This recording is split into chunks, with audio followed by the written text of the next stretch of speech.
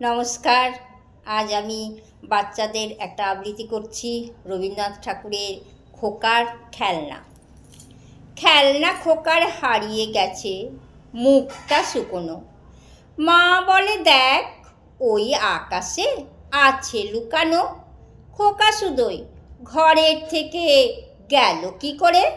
মা বলে যে ওই তো মেঘের থলিটা ভরে নিয়ে গেছে ইন্দ্রলোকের শাসন ছেঁড়া ছেলে। খোকা বলে কখন এলো, কখন খবর পেলে? মা বললে ওরা এলো যখন সবাই মিলি চৌধুরীদের আম বাগানে লুকিয়ে গিয়েছিলি।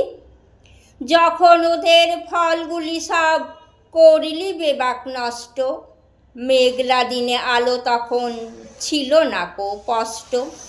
গাছের ছায়ায় চাদর দিয়ে এসেছে মুখ ঢেকে, কেউ আমরা জানি না তো কজন তারা কে কে। কুকুরটাও ঘুমোচ্ছিল লেজেতে মুখ গুজে, সেই সুযোগে চুপি চুপি গিয়েছে ঘর খুঁজে। আমরা ভাবি বাতাস বুঝি লাগলো বাঁশের ডালে, কাঠ বেড়ালি ছুটছে বুঝি আট চালাটার চালে। তখন দিঘির বাঁধ ছাপিয়ে ছুটছে মাঠে জল, মাছ ধরতে হো হো রবে জুটছে মেয়ের দল। তালের আগা ঝড়ের তারায় শূন্যে মাথা কোটে, মেঘের ডাকে জানলাগুলো খড় খড়িয়ে উঠে।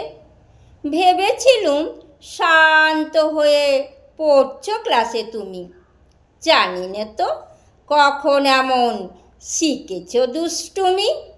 খোকা বলে ওই যে তোমার ইন্দ্রলোকের ছেলে, তাদের কেন এমনতর দুষ্টুমিতে পেলে? ওরা যখন নেমে আসে আম বাগানের পরে, ডাল ভাঙে আর ফল ছেড়ে আর কি কাণ্ডটাই করে।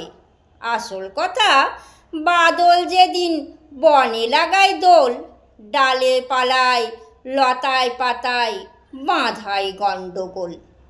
সেদিন ওরা পড়াশুনোয় মন দিতে কি পারে?